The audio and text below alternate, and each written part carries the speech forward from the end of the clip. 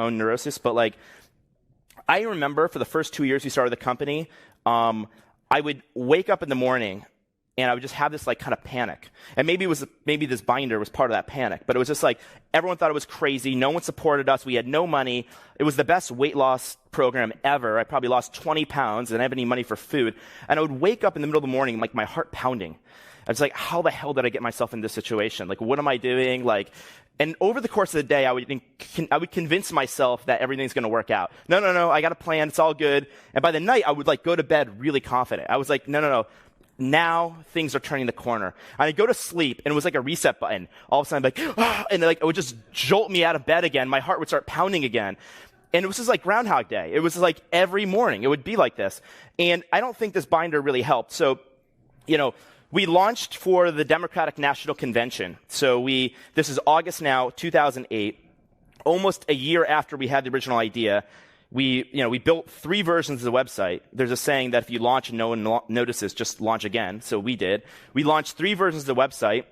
By the 3rd version, it was the Democratic National Convention. All the hotels in Denver sold out. So we had this idea, what if we, basically got all these Obama supporters to open up their homes to other Obama supporters. We launched. And I remember the day we launched, we had a meeting with a well-known investor, and the site was down. I didn't bring a slide deck, so that wasn't a super successful pitch. It was mostly just me and him staring at each other for an hour. And they did not invest. At this moment, we had about 20 investors had been introduced to Airbnb. And, I mean, any of them probably could have owned 10% of the company for $100,000. Because I think $1 million, I was willing to do 1.5 pre-money valuation as like a round of funding. That was like, it just puts things in perspective. Now, just to put in perspective, that seems like today a good deal. Back then, we were interested in 20 investors. I think like 15 of them didn't even reply to my email. I remember one of them, I was having I met with him at University Cafe. He ordered a smoothie. In the middle of the conversation, he just kind of gets up and leaves. And I thought he had to I thought it was like I figured, like pretty naturally, like, oh, Joe, don't worry, he'll be back. His car, probably just need to put more money in the meter. And that's the last I've ever seen of him.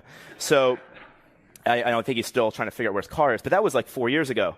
So that was actually not unlike the stories of many of the people that like kind of met with us. So, at this point, we were in debt, and we had to figure out a way to pay our rent. The Democratic National Convention had come.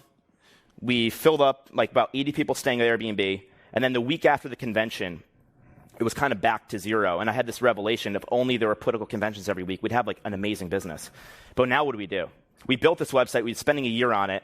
No one's using it. It was a chicken and egg problem. No one wanted to come to Airbnb and list their homes because there were no travelers. No travelers wanted to come to a website where there were no homes. And by the way, this was like a social experiment, right? Like, no one wants to be the first person to try an idea like this. You're like, oh, I wonder if this is a good idea. I'll be the guinea pig. No one wanted to be that person to figure out if this was actually a good idea. Most people thought it was insane. And we had no way to get critical mass or network effects. So how do you get a network of critical mass in cities all over the world? We're in 34,000 cities. So one night, September 2008, without any money, Joe and I are, this is another kind of weird turn of the story. Joe and I are thinking about how the hell we're going to pay our rent, how we're going to get ourselves out of this debt, and how we're going to keep the company going. And we have this idea. We said, at the time, we were called Air, Bed, and Breakfast. So half of our business was basically breakfast, if you think about it that way. And we're like, it would be great if we could provide breakfast to people going to the Democratic National Convention. And we were thinking, what would a breakfast be like? What kind of breakfast would we provide for them? Well, we're not going to mail people perishable like eggs in the morning. What if we had like a branded like cereal, something we can mail them? And we came up with this idea. And the idea we came up with was Obama O's, basically Cheerios. We called them Obama O's, the breakfast of change. And we said, well, if we're going to have an Obama-themed cereal, we have to have a John McCain-themed cereal as well. So we came up with a John McCain-themed cereal called Cat McCain's, a maverick in every bite. So we designed these boxes of cereal, and we had absolutely no money. We figured we can get General Mills, or we can get Kellogg's to actually, we can license it to them. They can sell millions of boxes, and we'll make hundreds of thousands of dollars. And that's how we were going to raise money, because no one was going to raise money. By the way, this is fall 2008. a wonderful time to raise money for an idea to rent airbeds in your living room when you have zero experience and you don't know what TechCrunch is. So we called Kellogg's and General Mills, and probably not to our surprise, they just did not pick up. And I think they even called security. We called local cereal companies, and they said, great, we're happy to work with you. All we need is a non-refundable deposit for $250,000. Who's going to print thousands of boxes of cereal? So Joe and I were just hustling around. We meet this guy in Berkeley. He's an alumni of the Rhode Island School of Design. He's got a print shop, not a cereal company. And he says, guys, I want to help you. I can't print you 100,000 boxes of cereal, and I don't even have a cereal company, but I have a printer, and I'll print you 1,000 boxes, basically these die-cut boxes for free. And if you succeed and you sell these, just give me a royalty. Because he said that he wanted to help a fellow RISD alumni. And that's when we became what we call serial entrepreneurs. And Joe and I literally were assembling these boxes in our kitchen. I mean, basically we had 1,000 boxes. It's like poster board. And we're assembling them with hot glue. And by the way, they shouldn't call it hot glue. They should call it burn glue because it's hot. And I had a perfect 1-to-1 ratio of burn to box. And there were 1,000 of these boxes. And I remember we were gluing all these boxes. We didn't have any cereal. So we'd go to the grocery store to get cereal, but we didn't even have enough money to buy all the cereal boxes. So we would go every night to buy 50 boxes because that's all the money we had. And we went to the really cheap grocery store because that's where you get dollar box of cereal. And Joe and I had to be a spotter because he was afraid something would happen to him in this grocery store because it was in a really bad neighborhood.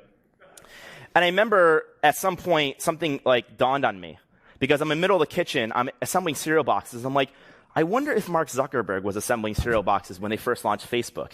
I don't remember when it just took off, him 1 year later assembling cereal.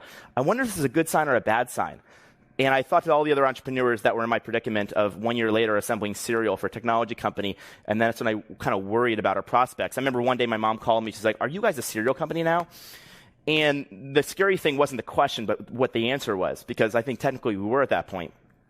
Anyways, we got this idea. We mailed these boxes of cereal to press, and in a matter of a couple weeks, we had a pretty ingenious idea to how to get it out. We actually ended up selling $30,000 worth of cereal boxes, and that was our first round of financing. So, this is now a year in. No money. We'd sold 30,000 boxes of cereal. We're back to broke, which is a great thing for me. And then that's when we decided to enter Y Combinator. And I remember meeting with Paul Graham, and the first question he asked me is, people are doing this, the Airbnb? And we go, yeah. And he goes, what's wrong with them? And that was the beginning of my interview. So I could kind of tell that, and that was the highlight. It kind of went down from there. He halfway through the interview tried to convince us to start a bank. And because he just is always trying to convince you to start a different business than when you tell him. And somehow we were going to be the company that starts a bank. I think that became Stripe. And so